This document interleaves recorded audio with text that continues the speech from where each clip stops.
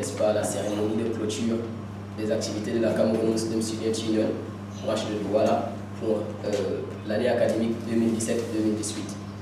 Déjà, pour un bref rappel, la Cameroun Muslim Student Union, c'est une association qui est née à Ngandéry en 1998, avec comme premier président national M. Saoudi, qui est aujourd'hui le secrétaire général du ministère des Postes et Télécommunications. Cette association est née pour, n'est-ce pas, enlever la jeunesse musulmane du secteur spectateur pour être acteur du développement de la communauté. Voilà, un an après, cette association a suivi toutes les régions et est venue principalement à Douala en 1999. Nous eûmes le premier président, M. Ilyas Meriga. À sa suite, il y a eu beaucoup de présidents, à l'instar de Mohamed Beranga, Youssouf Fadil, que nous connaissons, et Ousmane Dibda. Après, dans les 2 ou 3 mandats d'Ousmane Dibda, en 2016, la Choura, qui est le conseil, parce que la nomination, on nomme le président de la CAMS, on ne vote pas, la nomination est constituée de la Choura, qui a choisi comme président Mohamed Sabi. Il a exécuté ses 1 an, et après l'Assemblée générale qui suivait également, parce que la Choura se constitue lors de l'Assemblée générale ordinaire à la mosquée Al-Hakam, comme traditionnellement. Il est encore revenu ici en tant que président, et voilà, c'est pour une première que nous asseyons dans cette salle, dans un espace typiquement estudiantin, pour célébrer la clôture de nos activités. Nous espérons que les uns et les autres nous retrouverons au fil d'actualité, et nous n'allons pas perdre de temps parce que nous avons accusé du retard. Nous allons vous déblayer le programme de cette rencontre. D'abord, nous aurons la première conférence, ou bien la conférence qui aura lieu tout de suite sur le thème le musulman, l'étudiant musulman et le développement socio-économique. Nous sommes acteurs, nous devons mettre en évidence nos savoir-faire, nos savoirs savants pour changer notre être, comme on le dit, soit le changement que vous voulez voir dans le monde. Nous avons vu à Camex qu'il y a eu des thèmes et nous avons principalement eu le thème de cette année, la transaction, l'éthique dans la transaction des affaires. Voilà, Cheikh Ngoubon, avec la modération du frère Ahmed Zoko, ils vont nous donner leur point de vue parce que nous sommes tous ici des acteurs. Ça sera un échange interactif, je crois bien. Ça sera un échange interactif, il y aura des questions, il y aura des suggestions parce que nous sommes tous des humains, la perfection n'est pas de nôtre. Et après cette conférence, nous aurons la lecture du Sura Al-Qur'an qui est la finale. La compétition a débuté hier à la mosquée Al-Hakam dès 9h. Donc, Oustaz Rengou et Cheikh Daoud étaient comme superviseurs. Voilà. Nous aurons la finale de la lecture du Sura Al-Qur'an. Donc, nous vivrons ici même. Après cette finale, il y aura une gymnastique intellectuelle. Je parle ici d'un match des incolables qui opposera les sœurs, que j'espère qu'ils seront plus nombreuses d'ici peu, contre les frères. Donc, nous choisirons ou bien qui se désigneront, qui répondront à certaines questions. Nous connaissons comment ça se passe. Nous allons passer au match des incolables. À la suite de cela, il y aura un jeu de divertissement. Nous ne savons pas encore lequel, mais nous le saurons le moment venu. Et parce que vous êtes tous ici, d'aucuns sont membres actifs de la CAMSU, d'autres sont les membres, je vais dire, sympathisants de la CAMSU. Nous aurons à vous présenter le rapport annuel de nos activités. Pour que vous savez, ou bien pour que vous sachiez de quoi il est question dans notre association, qu'est-ce qu'on fait au cours de l'année. Après, dans ce rapport, il y aura remise des prix d'étanchement par le président Mohamed Sabi. Sans toutefois tarder, je vais passer la parole à la personne distinguée, donc le modérateur Ahmed Zoko, qui va nous entretenir avec Cheikh Ngoubon sur le thème l'étudiant musulman et le développement socio-économique.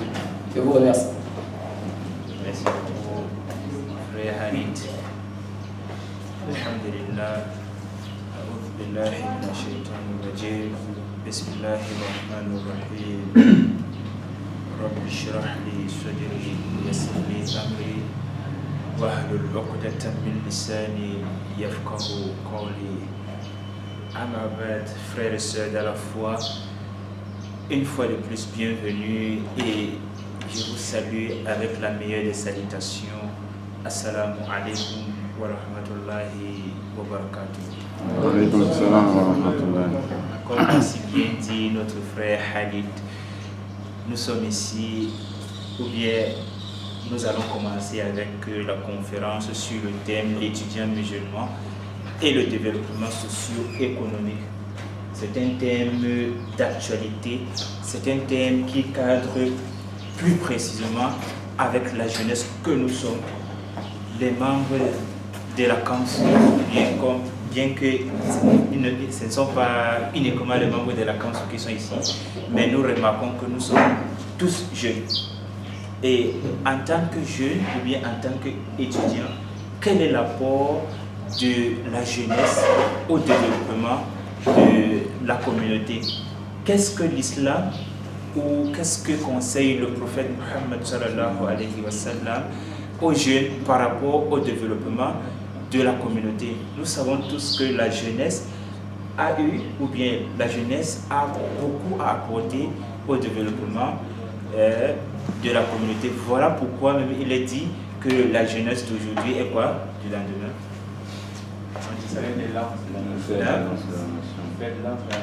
Exactement. Donc c'est pour cela que le thème est très important. Déjà, pour nous apporter un éclaircissement, un plus grand aperçu sur le thème, nous avons la personne adaptée, la mieux adaptée, qui est notre aîné depuis de longue date, notre grand frère, notre papa. Il est imam et prédicateur.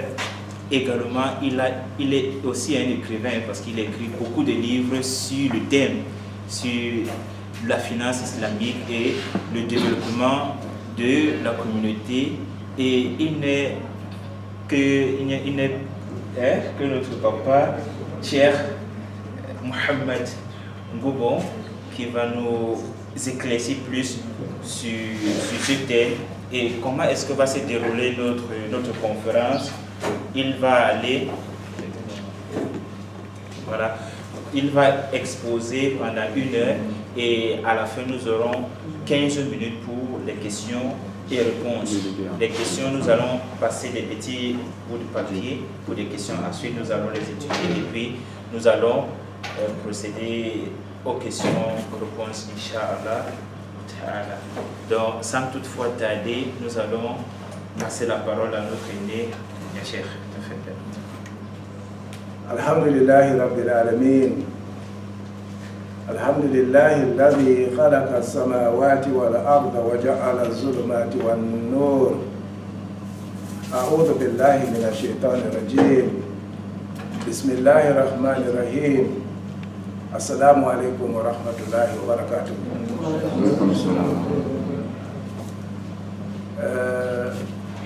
Just for the interest of those who are English speaking, just to say that we're going to talk about the Muslim student and the socio-economic development. If Allah subhanahu wa ta'ala gives time, perhaps the filmed version of the talk might have subtitles. If Allah subhanahu wa ta'ala gives time in English, inshallah. Now, I'm very happy. Je reviens en français. Je vais demander dans l'intervention quelle langue en français. J'ai introduit en anglais parce que vous savez, dans notre pays maintenant, il faut donner importance à toutes les choses pour éviter les petits fâcheries. Et que quelqu'un ne se détourne pas de la parole parce qu'il n'aura pas entendu les choses en anglais.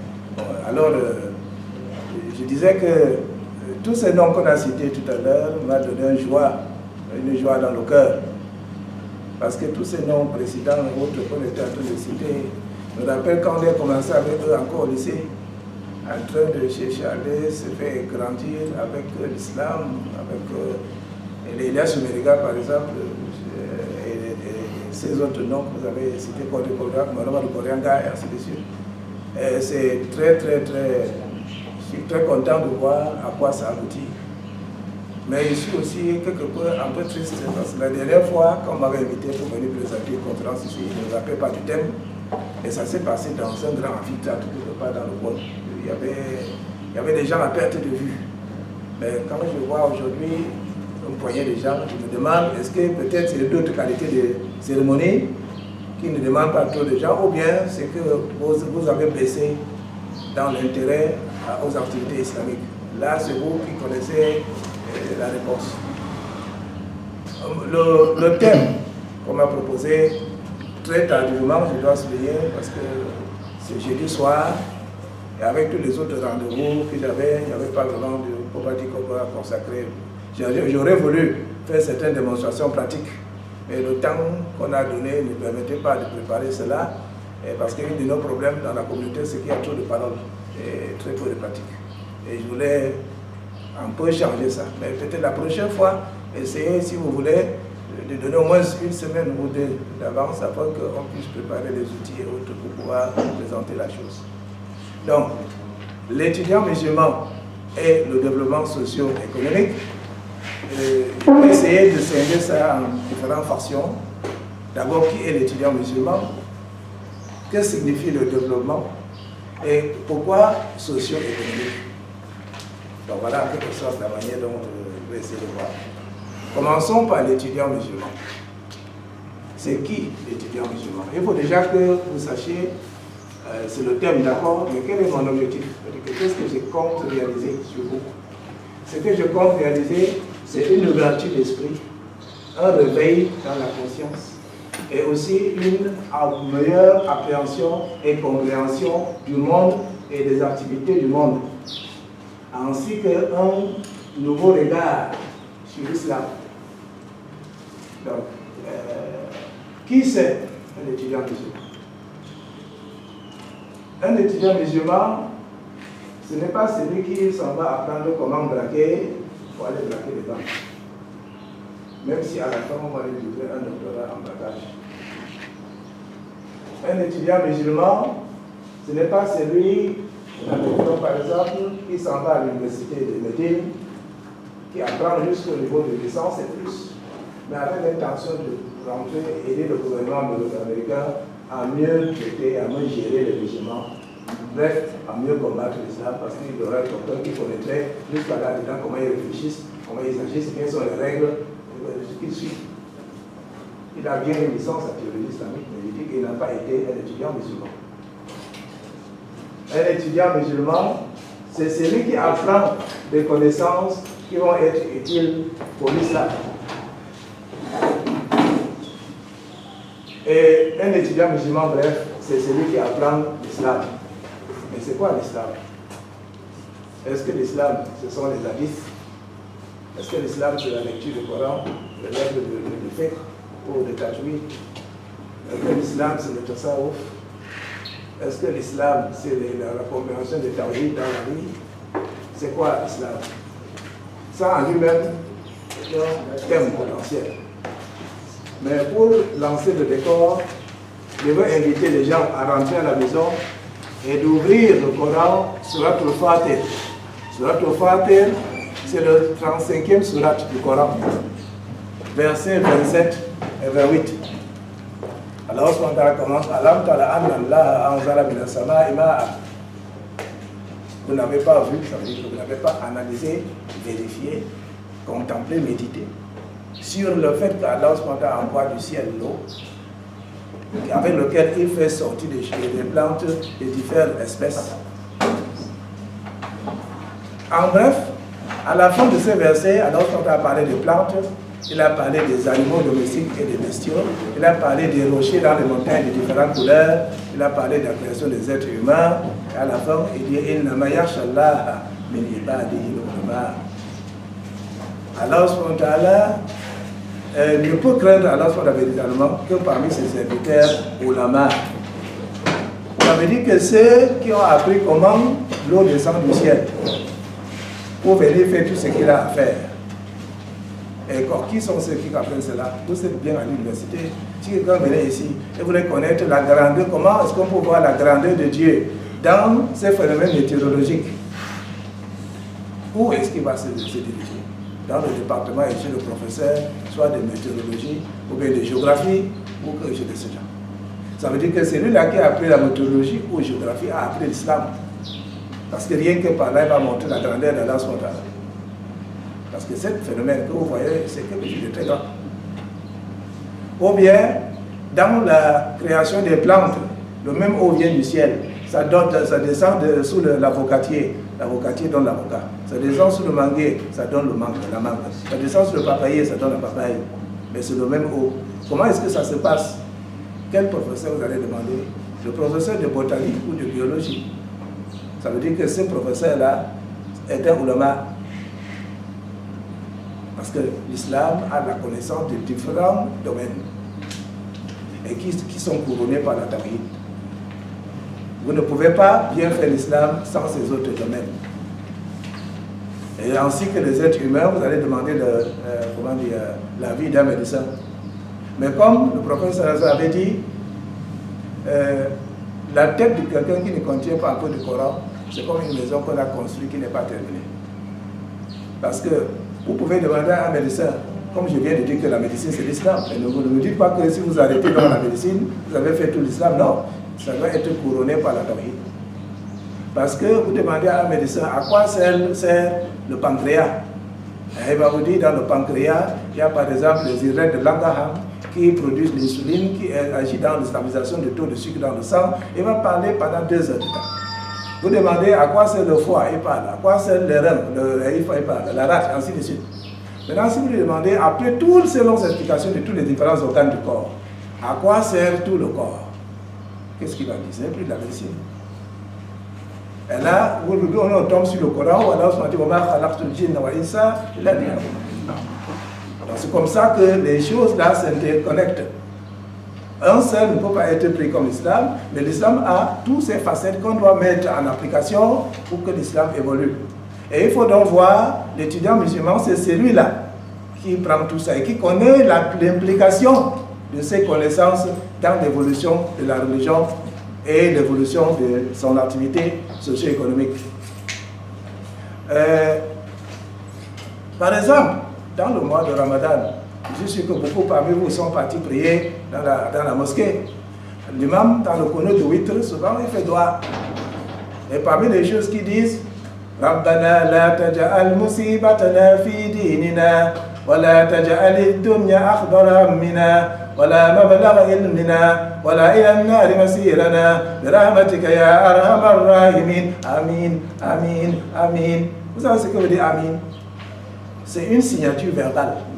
Parce que vous avez l'art de signer déjà sur le papier. Amin, c'est une signature verbale.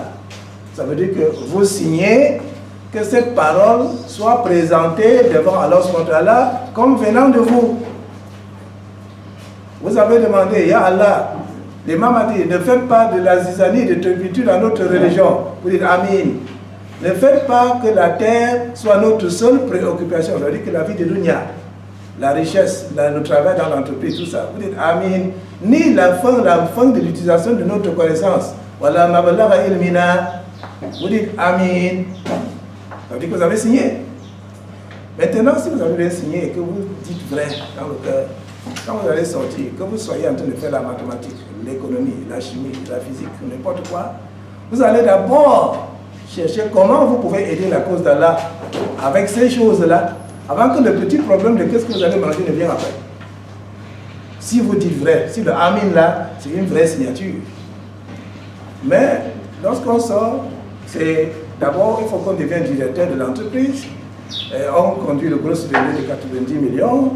On vit dans la maison climatisée. Et ainsi de suite, ainsi de suite. Et comme ça, on tombe dans toutes les qualités de petits pièges. D'autres vont entrer dans le Illuminati pour y arriver plus facilement. D'autres vont devenir francs-maçons pour y arriver plus facilement. D'autres vont devenir rosicruciens, parmi tant d'autres différentes choses. Ou qui finiront par adorer Shaitan d'une manière ou d'une autre. Parce qu'on veut atteindre ce but-là. Alors qui était le contraire justement de ce qu'on disait Amin dans la mosquée. Et ces choses que je vous dis nous entourent tous. Même si son apparence est souvent masquée, n'apparaissant qu'aux initiés. Quand vous regardez par exemple Facebook, vous voyez là on a mis la carte du monde. On a symbolisé les différentes silhouettes des êtres humains pour montrer l'interconnectivité que Facebook va assurer dans son fonctionnement. C'est sûr, dans la conception, vous pouvez imaginer, il fallait mettre une foule pour montrer que quand vous êtes sur Facebook, vous pouvez avoir accès à une grande population. Mais non, on a mis quelques poignées de gens. Et vous savez, c'est exactement 13. Comptez. 1, 2, 3. Vous allez voir que c'est 13 personnes. Parce que le chiffre 13, pour certains de ces gens-là, a une valeur mystique. Et ça entre bien dans leur vie de tous les jours. Vous comprenez donc pourquoi quelqu'un a choisi un 13 de mois pour annoncer sa candidature à la présidentielle. Ce n'est pas d'hasard. Ces gens-là, le chiffre 13 pour eux, ça veut dire quelque chose.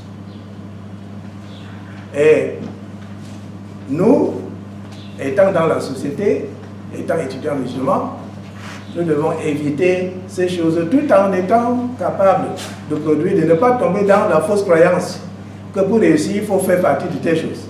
Pour réussir, il faut forcément tremper sa main. Quand vous avez ça dans la tête, alors ce qu'on nous a dit que c'est l'intérieur qui fait sortir l'intérieur. Inna Allaha la yughayyiru ma bi qawmin hatta yughayyiru ma bi anfusihim. Si vous voulez que l'extérieur change, vous changez d'abord l'intérieur. Et quand à l'intérieur, vous avez ces qualités de conviction, de croyance, c'est ça qui va se manifester à l'extérieur. Pour réussir, il faut tremper sa main. Non. Allahu Akbar. C'est-à-dire qu'Allah est capable de nous faire réussir sans être trempé dans toutes ces choses. Même si ça semble nous entourer.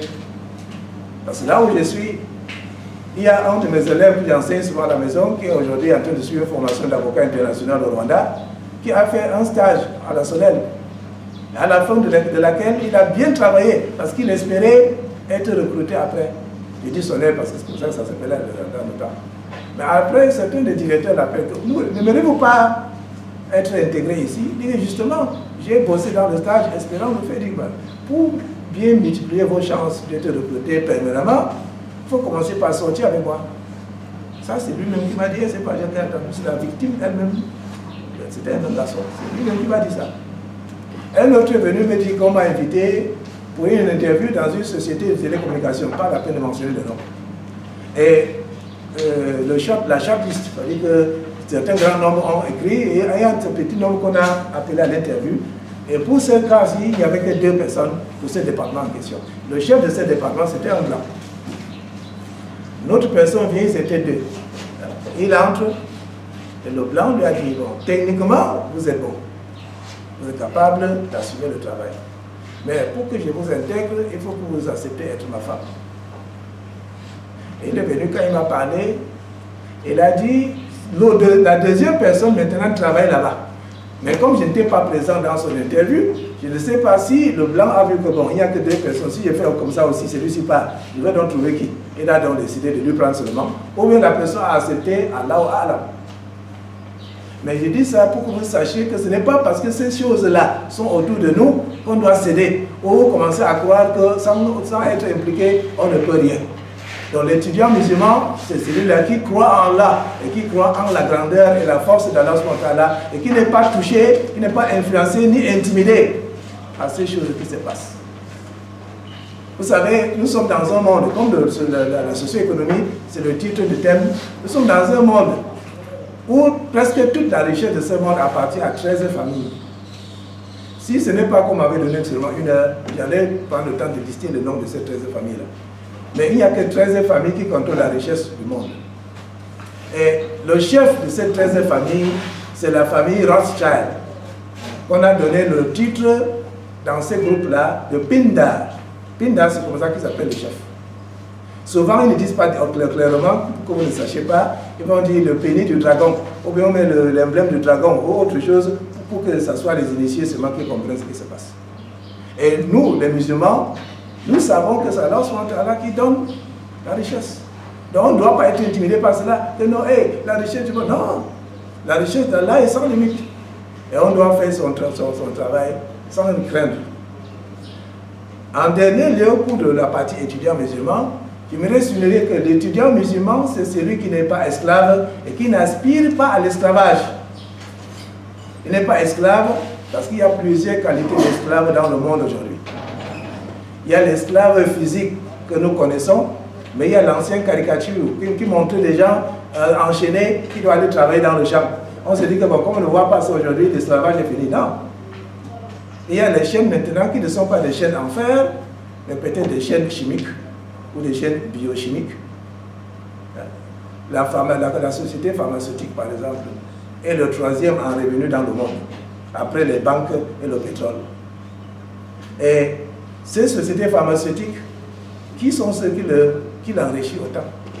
c'est vous et moi. Parce qu'on a configuré le système d'éducation pour obliger tout le monde à réfléchir dans la boîte. Et dans la boîte, c'est une manière de promouvoir les sociétés pharmaceutiques et maintenir leur position. C'est amener le même avec le système bancaire, on va venir là. Donc on sera en train de parler du système économique. Imaginez ici combien vous dépensez pour la santé. Comparé à un pays européen, je ne connais pas les autres, mais moi j'ai vécu en Angleterre pendant 7 ans. Et je sais comment ça se passe à peu près là-bas avec la santé. Lorsque chaque quartier a son médecin payé par l'État, lorsque vous allez vous consulter, vous consultez gratuitement. Ça veut dire que vous pouvez prendre le téléphone, vous appelez le médecin, vous fixez rendez-vous. Vous arrivez là-bas, on vous consulte. S'il faut aller à l'hôpital pour certains tests, il écrit un ordre, vous ne payez rien. Quand il écrit l'ordonnance, vous allez à la pharmacie qui s'appelle là-bas chemist, vous payez 1400. Quel que soit ce qu'on a écrit là, on ne regarde pas ça. Vous payez 1400. Si ce sont des médicaments de 200 000, l'État va donner le complet, va combler. Donc, imaginez le revenu d'un Anglais en moyenne. Et voyez ce que lui dépense pour la santé. Comparez cela avec un Camerounais. C'est totalement la totalité de son revenu qui part pour la santé. Étant donné que plus de 50% de la population est en dessous de 18 ans, ça fait donc les gens en charge. Un papa, lorsque le premier fils a le palu, l'autre a la typhoïde, l'autre a le racine, l'autre ceci, ça fait combien de dépenses? Rien que le test pour savoir si c'est la typhoïde ou le palu, c'est 12 000 francs. Sans parler déjà maintenant après de taux de frais d'hospitalisation, s'il a été interné, ainsi de suite. Vous comprenez que nous cotisons l'argent seulement pour donner à ces sociétés pharmaceutiques. Et sur ce plan, ils font tout pour étouffer toute recherche dans la médecine alternative. J'ai un ami, pasteur, aujourd'hui, pour toute, sauf preuve du contraire, moi je pense qu'il est mort. Parce qu'il connaissait de ces choses. Parmi ces choses, il traitait le sida. J'ai vu les gens qui devaient prendre des décomptes chez lui. Il est parti faire une conférence sur ça en Afrique du Sud. Un vieux médecin l'appelle, que mon fils, si tu veux vivre longtemps, c'est ce que tu es en train de faire. Parce que le sida là arrange beaucoup de gens. Comme c'est un jeune, vous êtes des jeunes, les jeunes ont cette défaut. Comme ça ne les a pas encore brûlé la nôtre, ils ne comprennent pas tout ce qu'on est dit. Donc il a continué, même s'il a trop modéré, c'est tout. Et je vois brusquement tous ces moraux cessent de passer. Moi je dis que je pense qu'il a disparu et ce n'est pas étonnant. Le professeur Nomangou, pouvez-vous vraiment me décrire comment il est mort? Ça c'est un professeur accrédité qui enseignait à l'université de Yaoundé et qui faisait aussi des grandes recherches énormes sur le sida, avec des progrès et des réussites. Mais comment il meurt mystérieusement? Et cela est la tendance un peu partout. Parce que cette chose, c'est toute la mafia. Et l'étudiant musulman, c'est celui qui ne se mêle pas de ces mafias pour pouvoir s'enrichir personnellement et qui est assez éclairé pour voir et pour pouvoir prendre un chemin qui va lui permettre d'aider la communauté, de faire progresser les gens sans se tremper dans la saleté. Parce que ce système-là, ce n'est que l'esclavage physique qui a pris la forme chimique. Il y a maintenant l'esclavagisme économique.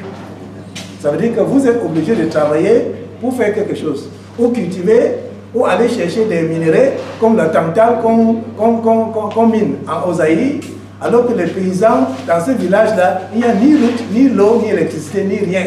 Et il y a souvent cette pluie-là, cette pluie qu'on a creusée pour miner le tantal, qu'on fabrique certains condensateurs dans les potables. Il y a parfois, ça s'écrouille et ça tue 200 personnes. Ça enterre deux fois d'un seul coup 200 personnes. Et ces gens qui minent le tantal, qu'on appelle en anglais tantalo, un des métaux transitoires très rares, de ceux qui sont encore chimistes. On s'assure que les villageois là, ne connaissent rien, même le téléphone portable avec lequel on fabrique leur tantal, eux n'en ont pas. Parce que justement, s'ils en ont, ils vont utiliser Google. Ils vont voir que l'histoire, si ça coûte beaucoup d'argent, on ne va plus le revendre ça à 200. On va demander 200 000. Donc les sociétés s'arrangent à ce qu'ils soient dans ces pauvretés. Donc vous, les étudiants musulmans, vous êtes donc censés être assez éclairés pour tirer la sonnette d'alarme. Que non, non, non, regardez, nos parents qui sont là-bas, ce qu'ils donnent là, ça coûte de l'or. Il ne faut pas laisser qu'on les exploite. Vous voyez que votre travail est beaucoup plus grand que seulement de chercher votre épanouissement économique. Donc l'esclavagisme financier et monétaire, elle est de mise. La France, en 2016, a eu 500 milliards de dollars Rien qu'à cause du fait que le CFA est lié à leur monnaie. Et ils font semblant de dire que non, si vous voulez faire votre monnaie, après maintenant tous les pays qui sont en tête pour chercher à changer, pour faire leur monnaie, on les déstabilise. Commençant par le Côte d'Ivoire. Gaddafi a voulu apporter la pièce islamique en or, on l'a tué. Et de certains sièges de certaines institutions que Gaddafi voulait faire, Fonds monétaire africain et tout ça, certains sièges devaient être à Yaoundé. Comprenez que le gouvernement camerounais, même s'il n'avait pas le courage d'annoncer ça ouvertement, était impliqué dans ces projets. Quand vous voyez déjà comment il y a déviation de l'Europe vers la Chine, vous comprenez qu'on veut aussi avoir là où on peut avoir un de vrais acteurs. Et ce n'est pas donc étonnant que nous subissons des tentatives de déstabilisation graves qui a malheureusement débordé le stade où on peut encore expliquer que c'est une déstabilisation. Parce que là, c'est les Chinois qui plaindre déjà qu'ils ont tué mon oncle, on a tué mon fils. Là, ça devient très compliqué. Mais avant que ça n'arrive là, c'est une manipulation claire de l'extérieur. Et vous, les étudiants musulmans, c'est vous qui devez être en première ligne pour dénicher ces manipulations et sensibiliser, ouvrir les yeux à la population pour éviter de tomber dans ça. Et il y a l'esclavagisme intellectuel, où vous parlez de Newton, vous parlez de Pascal, vous parlez de Renaud, vous parlez de, je ne sais pas, Pasteur, vous parlez de tous ces gens, mais ce que les Africains font, ça passe où? Voilà. Donc les Africains n'inventent pas. Ça, c'est un esclavagisme intellectuel. Et il faut que nous en sortons. Il faut que nous sortons de là. Voilà là où les petites démonstrations pratiques devaient venir. Dans ma modeste tentative de faire briser le barrage intellectuel, le barrage psychologique, j'ai fabriqué un appareil anti-délestage. Quand les trucs de délestage avaient commencé, et quand j'ai testé à la maison, on avait coupé le courant ce jour-là 2 fois, entre Maghreb et Isha. Je suis revenu, madame ne connaissait pas qu'on a coupé le courant. Et justement, la même nuit, on a cassé la fenêtre, on s'est envolé avec les plans de construction. Mon portable, tous les autres choses, ce n'est pas ça qui les intéressait. Même le sac qu'ils ont pris le truc dedans, il y avait mes prêches. On a versé les prêches à côté d'une école qui est à côté de moi là. Et on a pris seulement la chemise qui avait les plans. Mais malheureusement pour eux, ces plans-là n'ont pas les détails. Quand vous faites le plan pour donner à quelqu'un, vous écrivez la valeur de chaque résistance, de chaque condensateur, le numéro de transistor, ceci. Mais ici, là, il n'y avait pas ce truc. C'est un plan pour moi. Donc c'est juste pour me rappeler qu'ici, j'avais prévu faire des gens de sécurité, Donc s'il va aller là-bas, ça ne va pas lui servir. Mais ça montre pourquoi on est en train de... Pourquoi on fait ça? Parce qu'on ne veut pas que la barrage psychologique soit brisée. Parce que si vous voyez, j'avais appelé ça un Goubon 203. Si vous voyez dehors, Peugeot 206, Renault, ceci, Toyota, ceci sont des noms étrangers. Et vous voyez ici un Goubon 203. Qu'est-ce que vous allez penser? Moi aussi, je peux faire, n'est-ce pas? Voilà. Donc vous, les étudiants musulmans, vous êtes aussi appelés à faire cela. Si vous réussissez rien qu'à briser le barrage psychologique, c'est déjà un grand barrage que vous avez brisé. Ça peut faire inonder maintenant les inventions, les initiatives un peu partout. Donc, les étudiants musulmans, c'est ceux qui sont comme ça. Et il ne faut pas aussi qu'on subit, on devient des esclaves psychologiques. Et cela va de même, de par même la langue que nous parlons. Vous savez, là où il y a l'Angola aujourd'hui, il y avait l'empire qui était là-bas avant. Dernière reine de cet empire s'appelait Zingar, c'était une femme. Et il faut que les sœurs écoutent bien, parce que vous n'avez pas le rôle marginal. C'était une femme, elle s'appelait Zingar.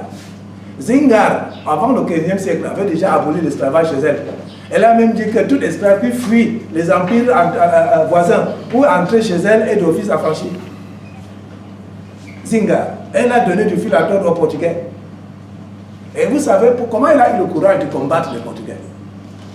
Une des choses, juste une chose, parmi tant d'autres, pour ne pas dévier, pour que ceci devienne un truc historique. Une des choses qui était dans cette société-là, c'est que le mâle était blanc. Dans leur culture, le mâle était blanc.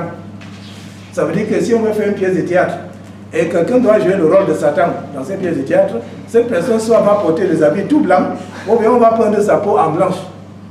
Du coup, si dans cette optique, si c'est cette langue-là que nous parlions aujourd'hui, on va parler que j'ai mis le nom de tel dans la liste blanche.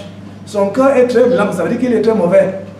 Mais lorsque nous parlons une langue qui est venue d'ailleurs, on parle de disque noir, son cœur est noir, comment est-ce que nous pouvons assimiler cette langue? intégrer ça dans nous-mêmes et dire en même temps que ma peau est noire, donc je suis une bonne personne. Vous comprenez pourquoi les gens mettent beaucoup d'efforts pour se décaper. Vous comprenez pourquoi ceux qui sont dans cet esclavagisme psychologique passent tout leur temps à chercher à imiter les autres. On baptise le français mieux que le français lui-même, ou l'anglais mieux que l'américain, ou bien on veut devenir arabe. Sachez que vous n'allez devenir ni arabe, ni anglais, ni américain, parce qu'Allah vous a créé africain. Et il faut assumer cela et en être fier. Ne tombez pas dans l'esclavagisme psychologique. Alors, je peux donc clôturer d'une manière générale le silhouette d'étudiants musulmans. C'est celui qui n'est pas dans tout ce fléau que je viens de citer, et qui est éclairé, et qui a la tête ouverte. Et j'en passe pour atteindre le stade de ce que veut dire développement. Et avant de parler de développement, il faut que je vous signale déjà, je vous amène à la recherche. Parce que vous avez été élevé dans un système où vous pensez peut-être que vos professeurs là, ce sont des gens qui vous inculquent la connaissance et vous devez réfléchir dans une boîte et que si vous voulez sortir, on a dit non, vous arrêtez là. Je peux déjà vous dire que je ne peux pas donner un pourcentage, mais je peux estimer ça risque d'être jusqu'à la moitié. Jusqu'à 50% de ce qu'on vous enseigne, ce sont les mensonges. Vous comprenez? Je vais répéter. Ça ne m'étonnerait pas que jusqu'à 50% de ce qu'on vous enseigne soit des mensonges. Des mensonges sur l'histoire de l'Afrique, des mensonges sur les règles et les lois scientifiques, des mensonges sur les principes sociaux et économiques, des mensonges sur toutes ces choses. Et vous, ayant appris à réfléchir, vous êtes capable, avec l'aide d'Allah, de transcender ces mensonges pour atteindre la vérité. Je me rappelle, quand j'étais en première année, j'ai conçu un petit mécanisme comme ça qui devait produire l'énergie, comme ça, là, à perpétuité. Et j'ai montré à un de mes professeurs, à l'époque j'avais 19 ans, 18 ans, j'ai montré à mon professeur à l'université de Londres. Voilà ceci, vous dites qu'il y a la loi de thermodynamique qui dit que l'énergie ne peut ni créer ni détruire. Mais ceci là, l'énergie là vient de nous. Regarde, si on fait comme ça, il arrête tout de suite, stop. Il arrête. Et il dit, cite le premier loi de thermodynamique, que l'énergie ne peut être ni créée ni détruite. Moi-même je cite, il est donc, la source de l'électricité, c'est quoi? C'est le carburant, c'est l'électricité, et comme ça, là, ça atteint la chose. Mais aujourd'hui, il y a Paramaham Sitiwali qui a justement fabriqué un générateur qui produit le courant sans rien. Et parmi ceux qui empêchent aujourd'hui de produire en masse, ce qui va résoudre le problème de l'énergie dans le monde, ce qui va enlever le contrôle du monde de 700 millions d'anglo-saxons, pour qu'on ait levé la démocratie à l'échelle planétaire. Qui sont ceux qui empêchent que cette technologie ne soit répandue dans le monde entier? Premier en tête, c'est l'Arabie Saoudite. Parce qu'ils regardent seulement de manière égoïste ce qui va arriver à leur domination, parce que tant qu'on compte le pétrole, ils seront riches. Donc, vous, les étudiants, parce que nous, là-bas, déjà blanchis, nous sommes déjà, on peut donner les conseils, l'activité là qu'on avait avant, là, je l'ai vu, mais je peux peut-être m'asseoir et voir plus loin que je fais. Là, il a fallu que mon fils il vienne me prendre, alors que l'autre fois, quand vous demandez une conférence, et si c'est à pied, je vais venir. La France, ça se dit, nous amène home, nous n'avons qu'à se faire. Donc, c'est votre responsabilité de continuer, même si nous ne sommes plus là. Parce que malheureusement, les gens comme nous ne sont pas très bien vus. Et je vois l'exemple de Tariq Ramadan, l'exemple de Solange, l'exemple de l'autre là, Snowden. On a l'exemple de Toscan, au Fonds monétaire international. Tous ces gens-là ont vu des choses qu'il ne fallait pas voir. Et qu'est-ce qu'on fait? La mode maintenant, c'est qu'on monte les femmes. Brusquement, 2, 3, 4, 5 femmes. Dit qu'elle est tellement violée il y a de cela 10 ans. Et apparemment, elle avait oublié entre-temps. C'est vrai que maintenant qu'elle vient de se rappeler. Et apparemment, ça marche, ça permet d'enfermer les gens. Donc, ce n'est pas, ne comptez pas qu'on va vous verser les louanges. Nous sommes quand même contents qu'avec Macron, la France est en train de changer. Donc, quand il y a eu un faux drapeau en Amérique, la CIA a monté un coup pour faire tuer 4000 Américains dans les 2 tours et accuser les musulmans parce qu'ils voulaient s'accaparer de certaines choses. Ça, c'est un peu notre sujet. Il ne faut pas entrer là-dedans, ça va nous délier. Mais le faux drapeau que Macron a tourné récemment est beaucoup plus humain. Il voyait que sa société était devenue trop raciste. Il fallait faire quelque chose pour amener les gens à reconnaître la valeur dans les autres races. Donc, on montre une histoire où quelqu'un qui n'est ni athlète, ni qui n'a pas fait la formation militaire, apparemment, a réussi à grimper 4 étages comme ça là. Et la caméra était déjà là pour filmer comme par hasard. Et lui, il n'a pas, je sais pas, il n'a pas réfléchi, mais ça ne devait pas être plus rapide. De monter par les escaliers avant de franchir seulement, peut-être pour... Non, non, non. On monte dès le sol. Et la caméra filme tout. Et il y a bien sûr 2 personnes là en haut, à côté de l'enfant, pour veiller à ce que rien de mal n'arrive vraiment à l'enfant. Donc, alors, il montre, dès qu'on filme tout, Élysée est au courant tout de suite, on l'invite et on lui donne citoyen, tout devient très, très rapide pour montrer que la France est bien, la France connaît la valeur où qu'il soit, on espère déjà écraser les racistes. Et moi je dis que bon, ce n'est pas méchant ce qu'il a fait. C'est une bonne initiative, parce que les autres, quand ils font le faux drapeau, les gens meurent. Mais ici, c'est un faux drapeau pour affaiblir les racistes, ça c'est une bonne idée. Mais j'espère que vous, quand même, les étudiants musulmans, n'allez pas tomber dans le complot. Il faut que vous puissiez voir clairement qu'est-ce qu'on est en train de manigancer là. Ok, donc, entrons dans ce côté développement. Nous avons parlé qui est l'étudiant musulman. Maintenant, développement, ça veut dire quoi? Est-ce que développement veut dire l'argent? Prenons une société comme ce qui fait la course de chevaux. Lorsqu'on dit que 20 chevaux courent, ils appellent l'autre la quinté. Et quand vous trouvez 5 chevaux en ordre, vous avez bon. Si je vous donne une pièce de monnaie ici, je vous demande de lancer, ça tombe pile au fall, pile au fall, pile au face. Un sauté, ça pile au face. Si vous lancez 2 milliards de fois, combien de fois de piles est-ce qu'on aura? À peu près la moitié de 2 milliards. Parce que là, si la pièce est équitable, pas biaisée, pas déséquilibrée, alors la probabilité que chaque lancement soit pile ou face est un demi. On peut dire la probabilité de face égale un demi. Ceci veut dire que s'il y a un lancement, alors la limite quand un temps de l'infini sur la probabilité de face, ou bien le nombre de lancements qui vont sortir face, donc le nombre de lancements qui vont sortir face égale 1 demi de n. Vous comprenez? C'est ces règles statistiques qu'on utilise pour vous dire qu'il y a tel nombre de citoyens à droite, on n'a pas testé sur tout le monde. Ou bien lorsque vous fabriquez des pantalons prêts à porter, vous devez calculer sur le plan statistique la distribution des tailles dans la population, afin de savoir que si c'est 1 million de pantalons que vous allez fabriquer, il faut que tel nombre soit de telle taille, tel nombre de telle taille, de sorte qu'à la boutique, toutes les tailles partent. Si vous ne faites pas ces calculs, vous allez trouver qu'on prend seulement des longues et des courts restes. Donc, lorsqu'on fait le quintet, j'aimerais bien savoir quelles sont les différentes qualités de permutation qu'on peut avoir sur 5 choses de 20. C'est-à-dire qu'il y a 20 chevaux, on va prendre 5 de ça. Quelles sont les différentes permutations de ces 5 choses tirées de 20? Parce que c'est ça qui donne en moyenne le nombre de gains, après le nombre de tickets qu'il faut acheter pour qu'un gagne, en moyenne. C'est la même règle de probabilité. Alors, le nombre de permutations de 20 choses 5 à la fois, de permutations 20 choses 5 à la fois égale 20 factoriel divisé par 20 moins 5 factoriel. C'est que vous calculez, dans les valeurs à peu près 1 860 480, quelque chose comme ça. Ça veut dire qu'il y a un gagnant tous les 1 860 480 tickets. Et je me suis posé la question, un ticket coûte combien? On m'a dit 400. Lorsque je multiplie donc 7 chiffres par 400, j'ai quelque chose comme 750 millions. Ça veut dire qu'il y a un gagnant, tous les 750 millions qu'on a dépensés.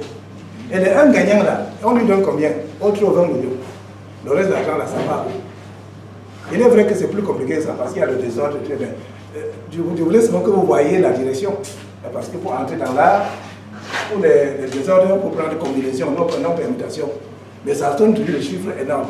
Donc vous comprenez donc que quelqu'un encaisse 750 millions, on les tire autour de 100 millions pour régler celui qui a gagné le quintet et l'autre qui a gagné en désordre. Et les autres 600 millions, ça passe beaucoup. Contre quoi ici? On a déposé quoi? On a donné quoi ici? On a donné l'aptitude à la paresse. On voit maintenant que la réussite c'est une chance et non le travail. On a donné la possibilité que dans les bureaux, quelqu'un dit que c'est ma chance, je veux prendre ceci pour détourner ma part. On a donné, et parce que nous adorons l'argent. Donc le développement, ce n'est pas l'argent. Quand on dit développement, ce n'est pas l'argent. L'argent, ce n'est qu'un outil. Et l'argent que nous avons aujourd'hui, c'est le riba al-fadl. Parce qu'il y a certains gens qui se donnent le désir ou bien le droit d'imprimer seulement, alors que les autres doivent travailler. Entre 2007 et 2010, le Réserve fédéral américain, vous savez combien d'argent ils ont imprimé? 26 trillions de dollars. Je dis trillions parce que c'est en anglais, il n'y a pas ce chiffre en français. C'est 26 000 milliards de dollars qu'on a imprimé seulement pour aller utiliser. Ça veut dire qu'on a pris du papier, on a imprimé, vous comprenez? Pour aller utiliser. Mais on vient, on donne ici, on prend le cacao, on donne là-bas, on prend le pétrole, on donne là. Et les autres là, eux, ils doivent travailler. Ça, c'est l'escroquerie. Et ça fait de nous donc quoi? Des esclaves dans ce système. Et nous, étant musulmans, comme chef de développement, ce n'est pas pour devenir esclaves dans ce système, mais chercher à épanouir, à faire évoluer notre communauté. Donc, développement, ce n'est pas l'argent. L'argent, c'est une éthique. C'est quoi donc le développement? C'est un conseil que j'ai eu de certaines personnes qui sont trop loin pour que vous puissiez comprendre, parce que vous n'êtes pas encore bien préparé. Mais je peux vous donner cette indication pour que vous puissiez rechercher après. Ça, c'est juste pour votre recherche. Ne me pose pas la question après. C'est pour que vous vous engagez dans cette recherche pour être éclairé au bout de 6 mois. Mettez dans votre Google que Blue-Blooded Humans. Blue-Blooded Humans. Peut-être en français, on ne le sait pas.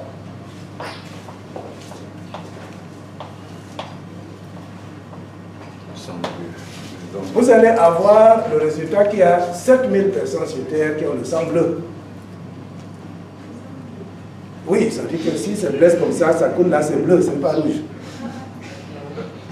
Je vous pose la question, c'est qui cela?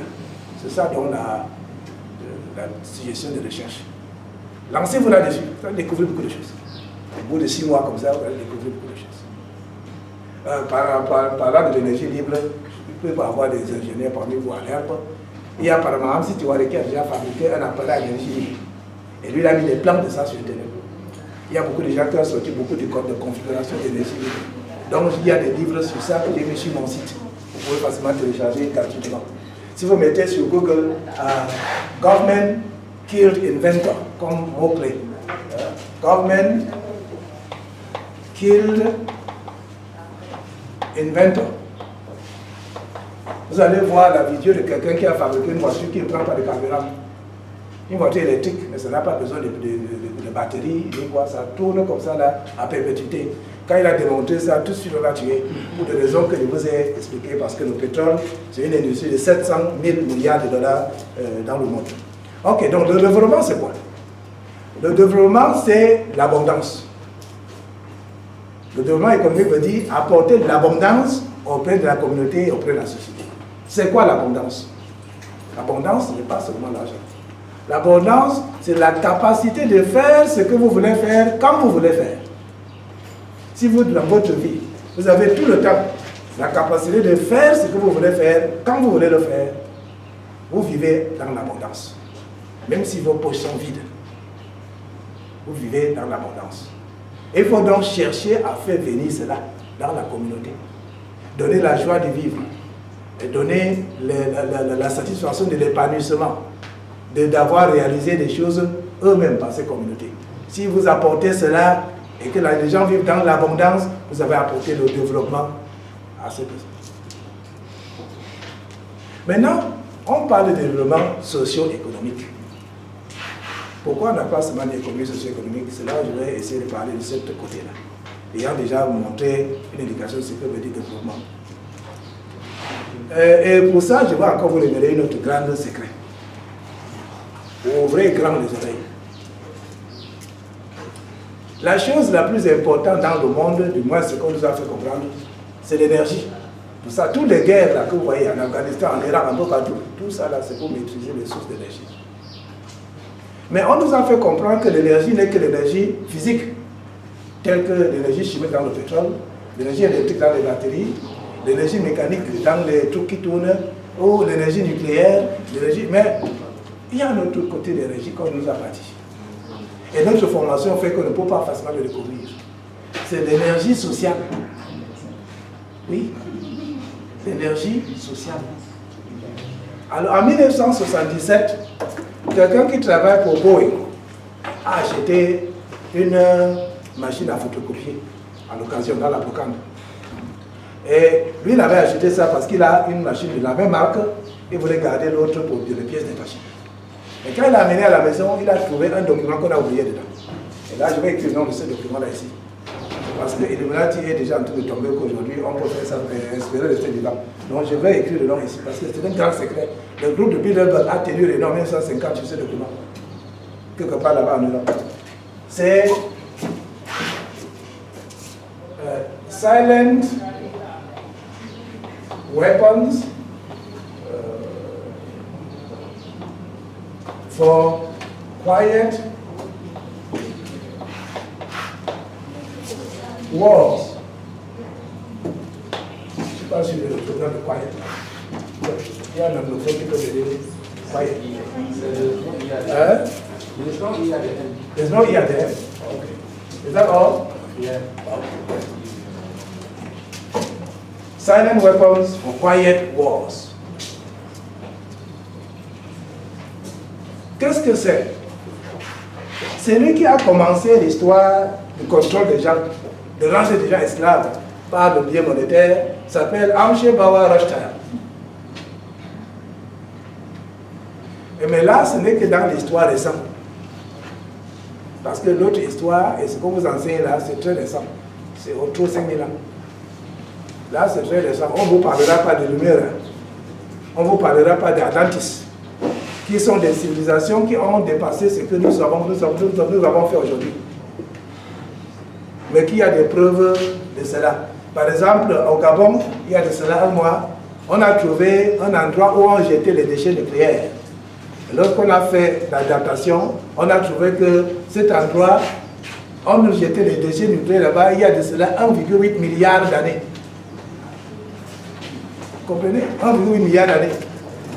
Dans le pays Bantou en Afrique, on a trouvé les ruines d'au moins 1000 pyramides. Et jusqu'à aujourd'hui, les pyramides, là, ça sert à quoi? On ne connaît pas. Mais revenons sur ça, vous ne pas dévier, revenons sur ça.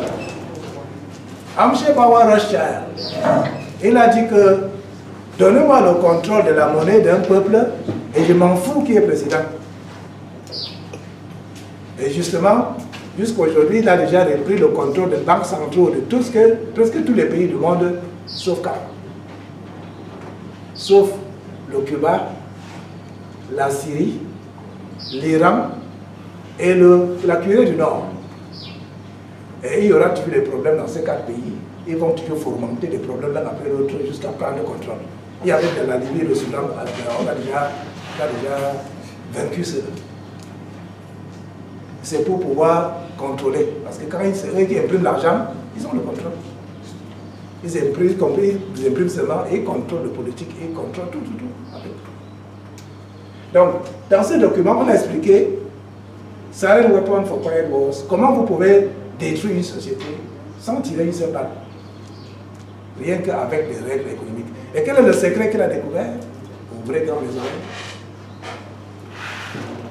Dans la mécanique, on parle de l'énergie potentielle.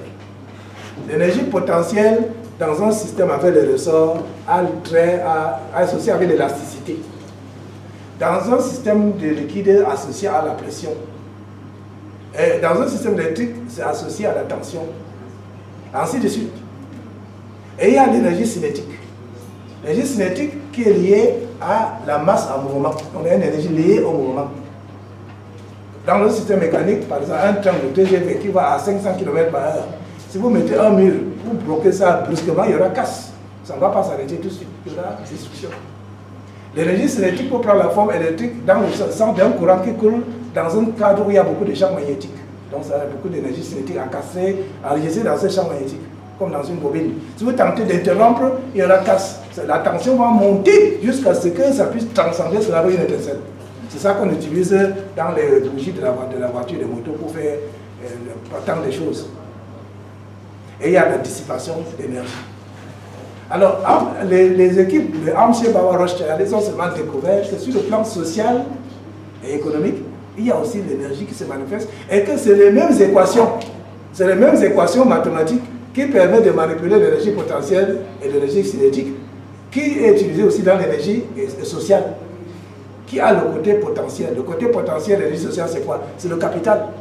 Parce que la potentialité, c'est la force qui agit, qui incite le mouvement. Quand il y a le capital réel, pas le capital fictif qu'on fait à l'imprimant d'argent, parce que là c'est autre chose. Quand il y a le capital réel, ça pousse à l'investissement. Donc il y a des activités économiques qui sont générées parce qu'il y a des capitaux. C'est-à-dire que vous sortez de l'école maintenant, on place 2 milliards là, en tas, pied. C'est que voilà, c'est pour vous, qu'est-ce que vous allez faire? Vous allez tout de suite commencer à investir ici, j'espère dans les bonnes choses, et pas dans les mauvaises choses. C'est là où nous commençons à comprendre. Allah subhanahu wa ta'ala dit Inna allazina amanu wa amalu saliha. Ceux qui croient et font de bonnes œuvres. Une règle que vous devez comprendre, c'est qu'il faut travailler. Pour qu'il y ait travail, dans l'électricité, il faut quoi? Il faut la tension. Il faut la tension pour que le courant passe pour faire le travail. S'il n'y a pas de tension, il n'y a pas de travail. Dans le cadre mécanique, il faut une pression ou quelque chose comme une force qui va pousser pour que le travail soit fait. Donc sur le plan social, il faut aussi une tension pour que le travail se fasse. La tension, c'est quoi? La pauvreté, l'injustice. Et toutes ces choses, ça pousse donc à chercher et là, on fait du bon travail, parce qu'on peut aussi faire du mauvais travail. Et alors, ce qu'on a dit, croient et font de bonnes œuvres.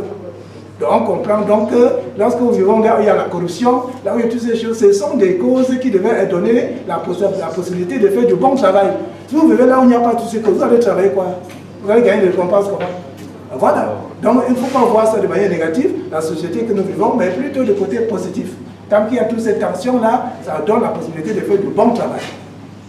Alors sur le plan donc, socio-économique, la tension ou bien l'énergie potentielle, c'est le capital. Quand il y a le capital, on peut investir et les activités économiques commencent. Et l'énergie cinétique, dans le cadre socio-économique, c'est quoi? Ce sont les activités économiques. Les montées, descentes des usines, de la production et toutes ces choses-là. C'est ça qui fait l'énergie cinétique. Tant que cela tourne, et comme notre énergie cinétique, ça ne veut pas être arrêté brusquement. Si vous tentez d'arrêter ça brusquement, il y aura casse. Soit sous forme de grève, ou pire, sous forme de guerre.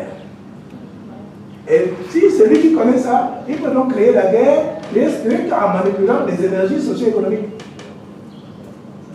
Dans l'industrie aéronautique, on teste souvent les avions. Donc on les a fabriqués, on choque l'avion. Ça veut dire qu'on met une vibration sur un côté de l'avion et on mesure la résonance. La résonance transcendantale d'un côté, la résonance torsionnelle, transversale et ainsi de suite.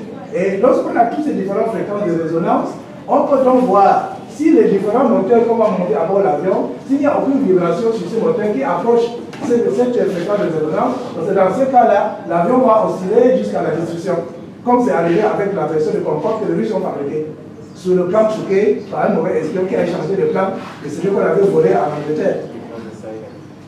Donc, on choque l'avion pour déterminer cela afin de savoir comment éviter la destruction. Mais on peut aussi, comme maintenant nous venons de comprendre que l'énergie socio-économique se manifeste de la même manière comme l'énergie physique, nous pouvons aussi choquer l'économie et mesurer la fréquence d'oscillation. Avant, ce n'était pas très possible parce qu'il n'y avait pas assez de données. Mais aujourd'hui, nous avons Google, nous avons email, nous avons Yahoo. Vous pensez que c'est pour rien qu'on vous donne email gratuit et que vous cherchez Google gratuit? Voyez-moi, ce n'est pas un cadeau. C'est pour avoir toutes les données économiques sur vous.